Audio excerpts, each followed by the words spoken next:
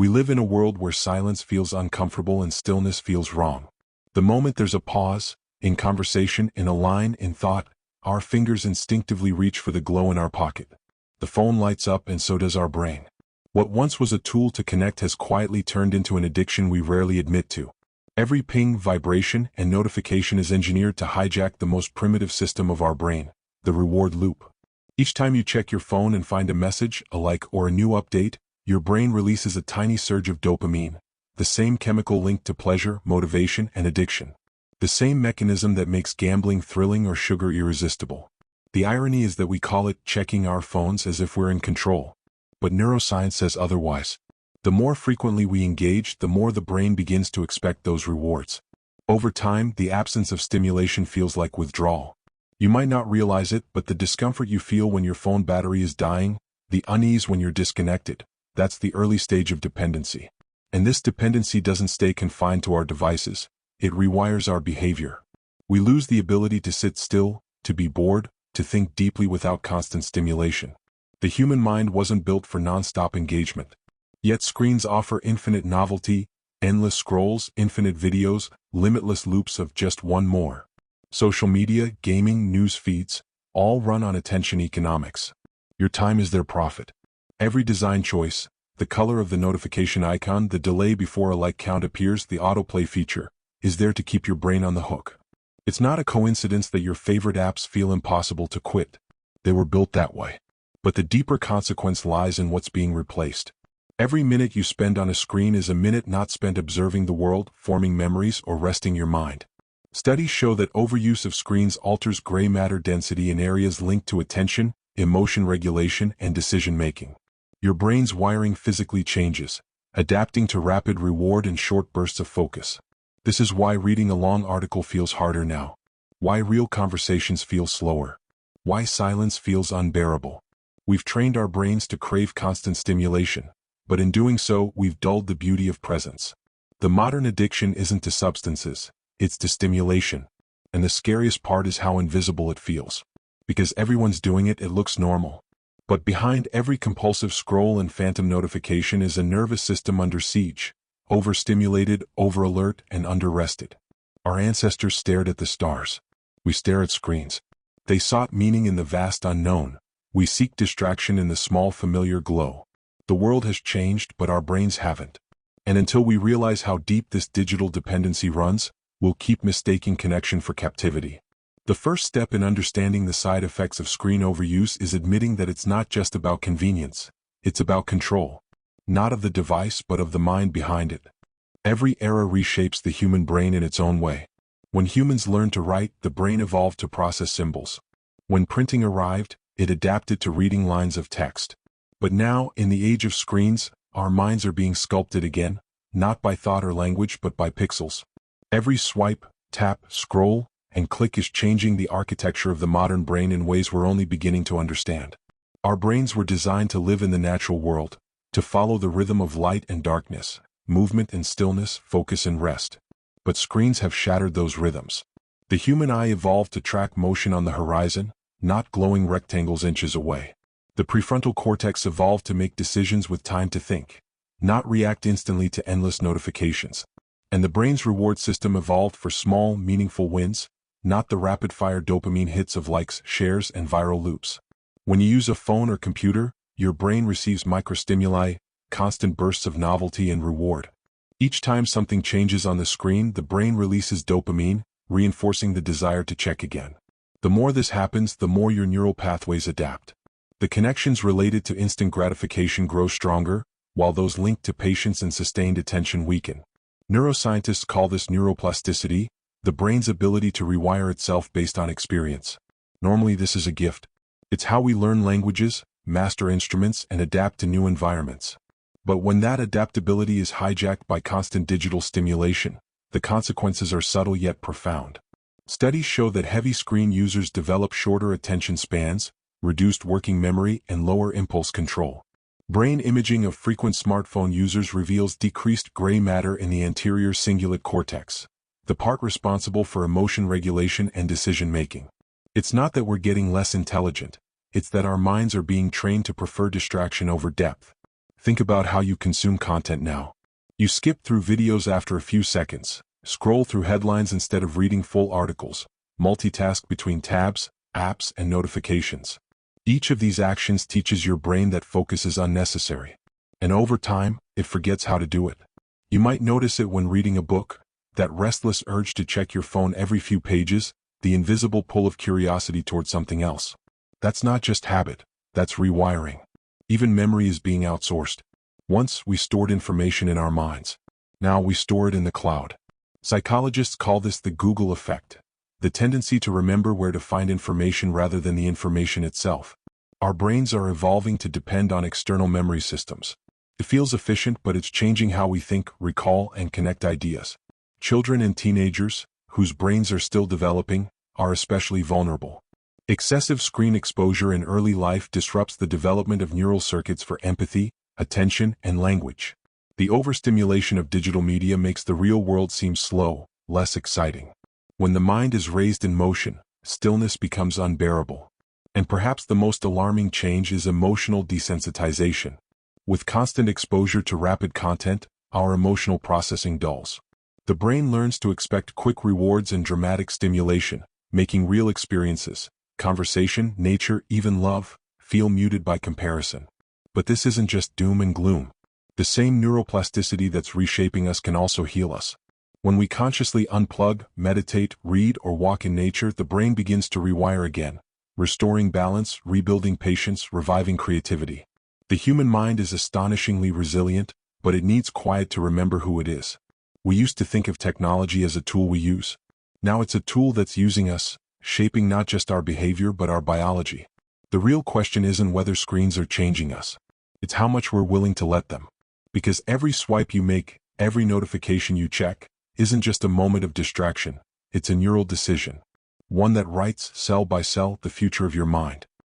At first glance, a phone looks harmless, just glass and light. But the longer we stare into it, the more it stares back into us. The glow that connects us to the world is also the same light that quietly disrupts the oldest rhythm our bodies know, the cycle of day and night. Beneath the surface of convenience lies a slow, invisible disturbance that seeps into our eyes, our sleep, and our very biology. Our bodies are built around rhythm, the circadian rhythm, a 24-hour cycle controlled by the brain's suprachiasmatic nucleus, which acts like an internal clock. This clock regulates when we feel awake, when we feel tired, when hormones rise and fall, and even how we heal. For millions of years, sunlight was its only guide. But in the past few decades, we replaced the setting sun with screens that never rest. The blue light emitted by phones, tablets, and computers mimics daylight. When this light hits our eyes at night, it tricks the brain into thinking it's still daytime. The result? The pineal gland stops releasing melatonin, the hormone that tells the body it's time to sleep. So even when we feel tired, the body stays alert. This is why so many people lie awake after scrolling through their phones in bed, minds buzzing, eyes strained, rest impossible. Chronic sleep disruption from late-night screen use has a ripple effect. Poor sleep weakens the immune system, slows cognitive function, and increases the risk of anxiety, depression, and obesity. Over time, it also damages memory formation. During deep sleep, the brain clears toxins and consolidates memories. Without enough of it, the mind grows foggy, the body fatigued. What begins as a habit, just 5 more minutes, can quietly erode mental and physical health. Then there's the toll on the eyes. Humans weren't designed to stare at glowing rectangles a few inches away for hours every day. Prolonged screen exposure leads to what doctors now call digital eye strain, blurred vision, dryness, headaches, and burning sensations. Each blink lubricates the eyes, but studies show that people blink 60% less when staring at screens. Over years, this strain can accelerate nearsightedness, especially in children. Their eyes, still developing, adapt to near focus, reshaping themselves to see up close but not far away. The result? A global rise in myopia or short-sightedness, so steep that the World Health Organization calls it an epidemic of the modern age. But the effects go beyond the eyes. Long hours of screen use distort posture. Our heads tilt forward, shoulders slump, backs curve.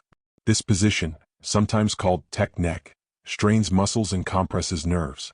Constant texting and scrolling inflame tendons in the wrists and thumbs, leading to repetitive strain injuries. The body, meant for motion, becomes static, locked in digital stillness. Even our breathing changes. When we focus on screens, our breaths become shallow, irregular. We call it screen apnea, moments when the breath unconsciously pauses as we scroll or type. Oxygen levels drop, heart rates change, stress hormones rise. The body experiences low-level tension, constant, invisible, exhausting. And yet, the most unsettling part isn't what happens to the body, but how normal it feels. We no longer notice our stiff necks, dry eyes, or restless nights. Discomfort has become part of the digital experience. We dismiss it as minor, unaware that millions of microhabits are silently rewriting our physiology. But awareness can reverse it. Blue light filters, regular screen breaks, and digital sunsets, shutting off devices an hour before bed, can help the body reset. Looking at distant objects every 20 minutes relaxes the eye muscles. Mindful breathing during work restores rhythm. The human body has survived every evolutionary challenge. It can survive this too if we give it the chance. The screen may glow like a window to the world, but it also casts a shadow on the body that holds the mind. Every hour we spend bathed in artificial light is a quiet trade, convenience for balance, connection for health. The light that never sleeps is stealing the rest that keeps us alive. We often think of screens as portals to connection, the place where we talk, share, laugh, and feel seen. But behind every glowing screen, millions of people sit in the dark, scrolling endlessly through curated perfection, feeling more alone than ever. The overuse of mobile devices and digital media has not only changed how we interact, it has rewired how we feel. What once promised belonging has quietly become the source of our deepest isolation. Every notification, like, or message gives the brain a tiny spark of pleasure. A hit of dopamine, the feel-good chemical that drives motivation and reward. It's the same neurochemical pathway activated by food, affection, and even addiction. But dopamine was never meant to fire this often. The human brain evolved for natural highs that arrive slowly. The satisfaction of solving a problem, the joy of a conversation, the warmth of real connection. Now, it's being overstimulated hundreds of times a day through digital micro-rewards. At first, it feels harmless. A quick scroll, a funny reel, a new post. But each hit slightly dulls the brain's sensitivity to pleasure. Over time, it takes more stimulation to feel the same satisfaction. What begins as enjoyment turns into craving, a subtle cycle of dependence known as dopamine burnout. You check your phone not because you want to, but because your brain demands it. When the stimulation stops, a void appears, boredom, restlessness, anxiety. And that anxiety isn't just psychological. Research shows that constant digital engagement increases cortisol, the stress hormone. Every notification your brain interprets as an alert, a potential demand for attention. The body reacts as if it's under threat. Heart rate rises, muscles tense, focus fragments. You may not notice it, but living in a constant state of micro-alertness drains your emotional resilience. It's no surprise that depression and anxiety rates, especially among young adults, have skyrocketed alongside smartphone use. Ironically, the platforms designed to connect us often deepen loneliness. On social media, everyone's life looks brighter, cleaner, and more successful than ours. The brain doesn't distinguish between a real community and a digital crowd. It only feels comparison. Seeing endless perfection rewires our self-worth, feeding insecurity. The more we scroll, the worse we feel.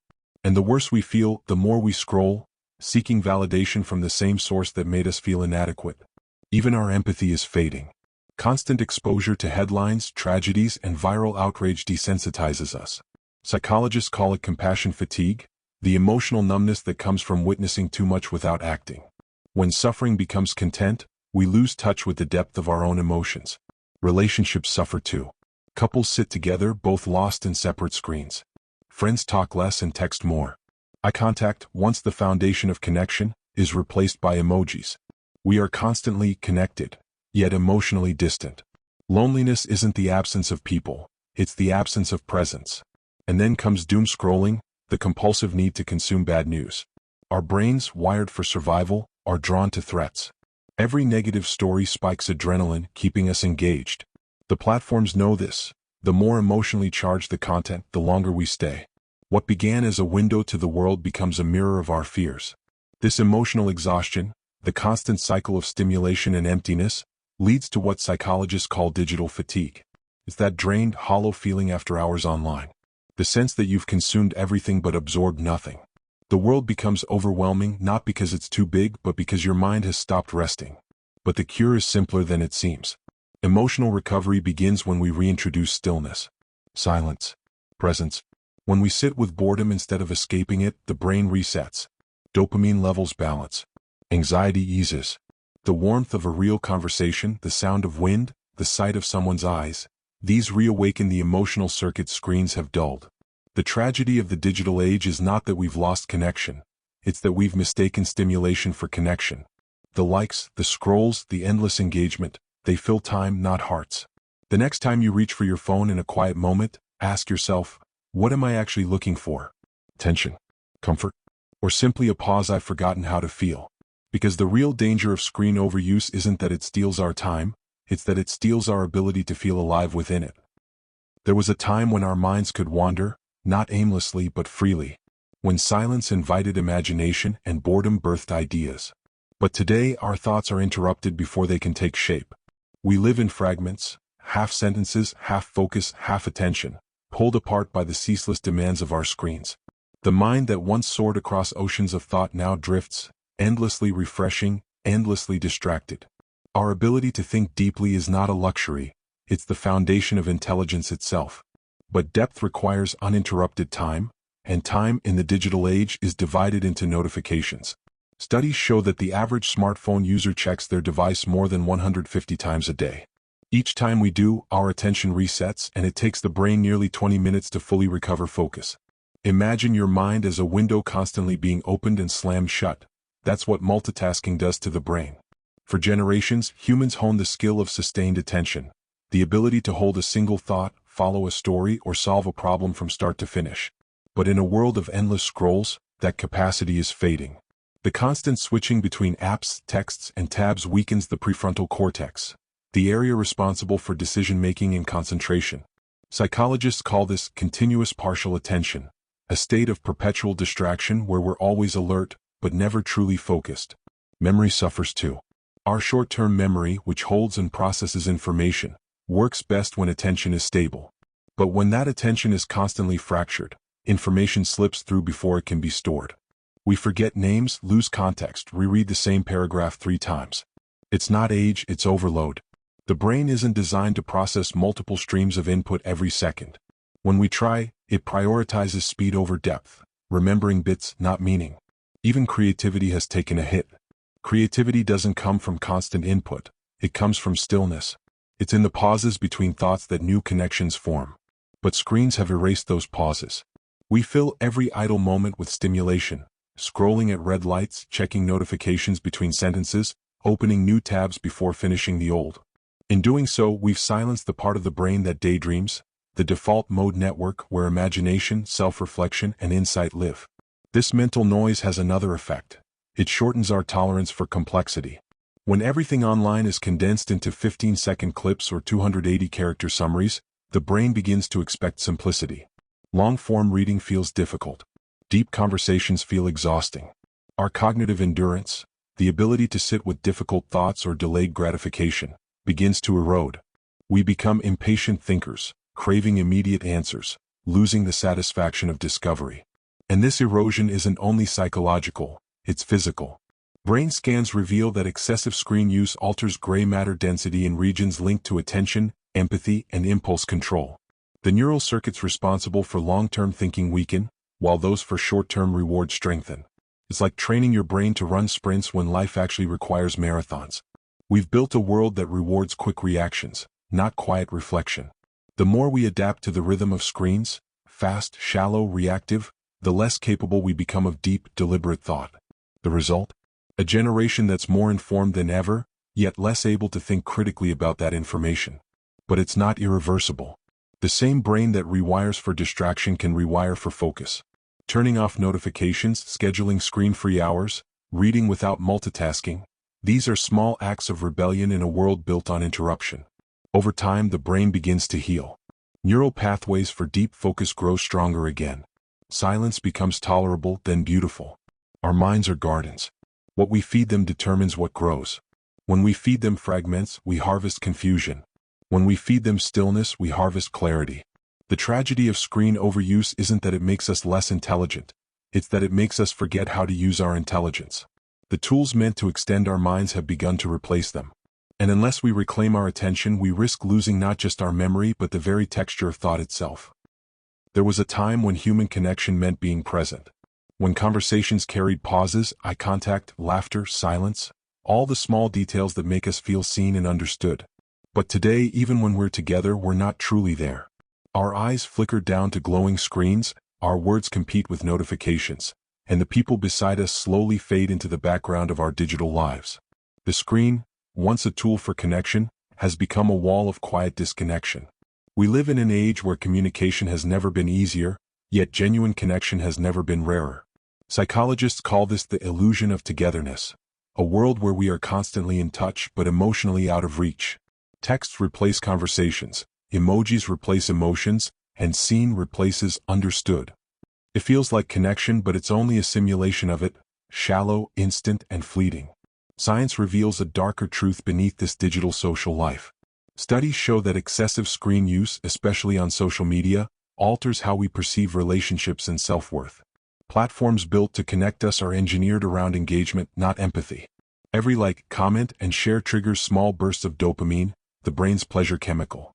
Over time, our social validation becomes dependent on these digital rewards. We start measuring our value in views, our happiness in hearts, and our confidence in comments. But this dependence has a price. The same dopamine circuits that light up with a like also amplify comparison. As we scroll through carefully curated lives, our brains blur reality and illusion. We see success, beauty, and happiness, but only their highlights. And even when we know it's filtered, our emotions respond as if it's real. We begin to feel less accomplished, less loved, less enough. This quiet erosion of self-worth leads to loneliness, anxiety, and a strange sense of isolation, even when we're surrounded by people. This loneliness isn't the absence of others, it's the absence of connection. The more we rely on screens for communication, the less we practice the skills of real human interaction. Empathy, patience, active listening, these fade when conversations are replaced by rapid exchanges of text. In person, we read faces, tone, posture. Online, we interpret pixels. Misunderstandings grow. Arguments escalate. Relationships weaken under the illusion of closeness. Even families aren't immune. Dinner tables once filled with conversation now glow with the dim light of phones. Parents scroll while children talk, and children learn that attention must be competed for. Over time, this silent separation teaches a painful lesson, that screens matter more than presence. That digital connection is easier, cleaner, and faster than the messy, beautiful reality of human connection. And yet, despite knowing all this, we remain hooked. Because disconnection is subtle. It doesn't hurt all at once. It builds quietly. The friend we don't call back. The text we send instead of visiting. The partner we ignore for one more scroll. Each small withdrawal feels harmless, until we realize we've built walls where bridges once stood. Neuroscientists have found that social isolation activates the same regions of the brain associated with physical pain. Loneliness literally hurts. And the irony is, the very technology designed to connect us is one of its biggest causes. The more time we spend online, the fewer deep, meaningful conversations we have in person. And the fewer real interactions we have, the harder they become. It's a feedback loop, one that silently rewires how we relate to others and even to ourselves. But there's still hope. Because the cure for digital disconnection isn't to reject technology, it's to reclaim presence. It starts small, putting the phone away during conversations, walking without headphones, choosing face-to-face talks over texts. When we do, something remarkable happens. Eye contact feels intimate again. Laughter feels real. Silence feels comfortable. True connection can't be replicated through screens. It lives in the pauses, the shared moments, the imperfections. It lives in being seen, not just followed. The world doesn't need us to disconnect from technology, it needs us to reconnect with each other. And if we don't, we risk creating a future where humans know everything about algorithms, but nothing about each other. It begins quietly, the first moment you look up from your screen and realize how much time has slipped away. Hours evaporate, memories fade, and somewhere between the swipes and clicks, a strange emptiness sets in. The screen promised connection, knowledge, entertainment, purpose. Yet what it often delivers is noise. But here's the truth. What technology takes, awareness can give back. The same brain that adapted to distraction can learn to find stillness again. Recovery doesn't mean rejecting the digital world, it means reclaiming your power inside it. We were not built for constant stimulation. The human brain evolved over millions of years to respond to nature's slow rhythms. The sunrise, the sound of rain, the pause between breaths. Our nervous system thrives in calm, predictable patterns. But the digital world runs on chaos. Endless alerts, flashing lights, dopamine spikes every few seconds. This imbalance keeps our body in a low-grade state of stress.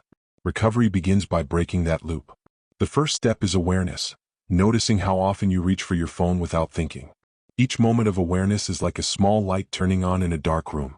When you catch yourself reaching for the screen out of habit, pause. Ask, why now? Am I bored, anxious, lonely, avoiding something? Often, the answer reveals that the screen is not the cause, it's the escape. Once you see this clearly, the habit starts to loosen. Neuroscientists call this metacognition, the ability to observe your own thoughts and behaviors.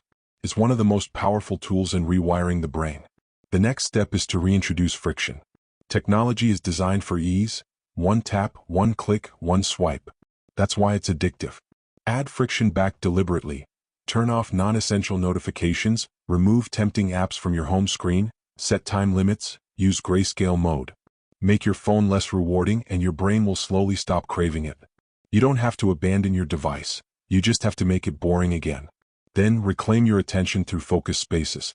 Set specific hours where no screens are allowed, during meals, before sleep, or for the first hour after waking up. Fill that space with something real. Read a physical book, go for a walk, talk to someone without distraction. Your brain will resist at first, it's used to the instant hit of digital pleasure. But as you stay consistent, your dopamine system begins to recalibrate. What once felt boring starts to feel peaceful. In time, you'll notice something beautiful. Silence becomes nourishing. Your mind begins to wander again, connecting thoughts, forming ideas. You start remembering details, hearing your own inner voice. The constant fog of digital noise clears, and with it, clarity returns. Sleep improves, mood stabilizes, relationships deepen. It's not magic, it's biology rebalancing itself. And then comes the deeper layer of recovery, purposeful technology. Once you've regained control, ask yourself, how can I use this tool consciously?